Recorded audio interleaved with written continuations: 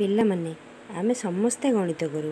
କିଛି ପିଲା ଭଲ ଗଣିତ କରନ୍ତି ତ କିଛି ପିଲା ଭଲ ଗଣିତ କରିପାରନ୍ତି ନାହିଁ। ମୁଁ କିଛି ସିମ୍ପଲ୍ ଜିନିଷ କହିବି, କିଛି ଫଣ୍ଡାମେଣ୍ଟାଲ୍ସ କହିବି, ଯାହାଦ୍ୱାରା ତୁମେମାନେ ବି ଭଲ ଗଣିତ କରିପାରିବ।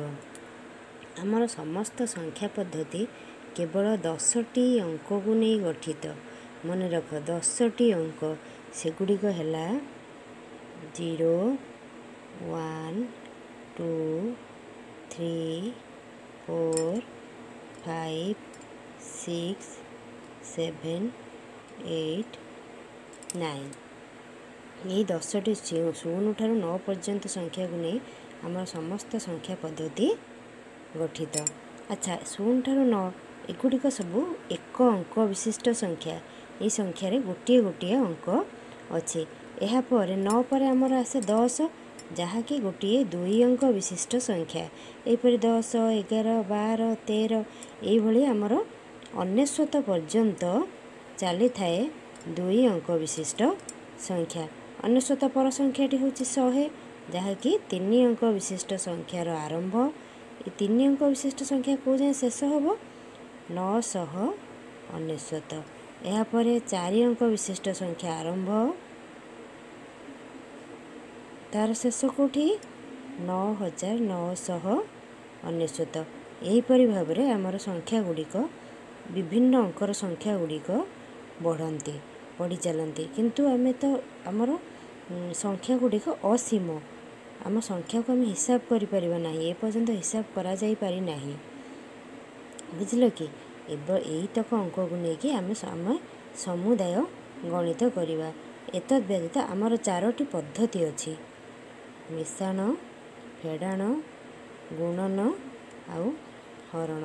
ଏହି 4ଟି ପଦ୍ଧତି ବା ପ୍ରକ୍ରିୟା ଏହିସବୁ ସଂଖ୍ୟାମାନଙ୍କୁ ନେଇ ଗଠିତ ଏବଂ ଆମେ ଦୈନନ୍ଦିନ ଜୀବନରେ ଏହି 4ଟି ପଦ୍ଧତିକୁ ଆମେ ବହୁଳ ଭାବେ ବ୍ୟବହାର କରୁ। ଆଚ୍ଛା, ତୁମେମାନେ ଏପର୍ଯ୍ୟନ୍ତ ପଞ୍ଚମ ପର୍ଯ୍ୟନ୍ତ ଏସବୁଥିର ପ୍ରୟୋଗ ଜାଣିସାରିଛ ବା ଏସବୁ ପ୍ରକ୍ରିୟାକୁ କିପରି ଆମେ ବ୍ୟବହାର କରିବା ସେଗୁଡ଼ା ମଧ୍ୟ ଜାଣିସାରିଛ।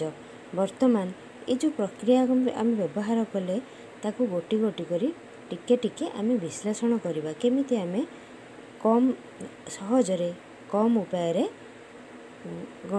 ମିଶାଣ, ଫେଡ଼ାଣ, ଗୁଣନ, ହରଣ ଆଦି କରିପାରିବା। ଆଚ୍ଛା, ମିଶାଣ କରିବା ସମୟରେ ଆମେ ଦେଖିବା ସଂଖ୍ୟାଟିର ନିକଟତମ ସଂଖ୍ୟା କିଏ? ମନେକର ଗୋଟିଏ ସଂଖ୍ୟା ଅଛି 83, ତା ସହିତ ଆମର ଯୋଗ କରିବାର ଅଛି 26। 83ର ନିକଟତମ ସଂଖ୍ୟା ହେଉଛି 80 ଆଉ ସେଥିରେ 3 ମିଶିଲେ ହେଉଛି 83। ସେମିତି 26ର ନିକଟ ଦଶମ ସ୍ଥାନୀୟ ଅଙ୍କ ହେଉଛି 20, ସେଥିରେ ଆଉ 6 ମିଶିଲେ ହେଉଛି 26। ବର୍ତ୍ତମାନ ଦେଖ, ଏକକ ଘର ଅଙ୍କ ଦୁଇଟି, ଏଇ ଯେଉଁ ଏକକ ଘର ଅଙ୍କ ଦୁଇଟି ଆମେ ମିଶାଇ ଦେଲେ କେତେ ହେଲା? 9। 80ରେ 20 ମିଶିଲା ହେଲା 100। ତେଣୁକରି ଉତ୍ତର ହେଲା 109।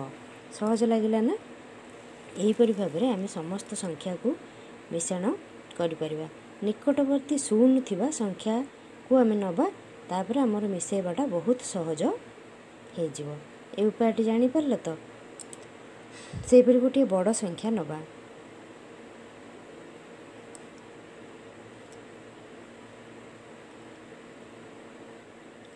ଆଚ୍ଛା, 139କୁ ଆମେ ଭାଙ୍ଗି ଭାଙ୍ଗି ଲେଖିବା।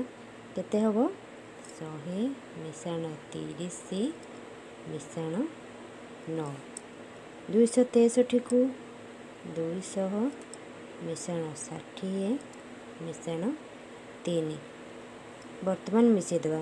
9ରେ 3 ମିଶିଲା 12, 60, 30, 90, 200, 100, 300। 390, 12।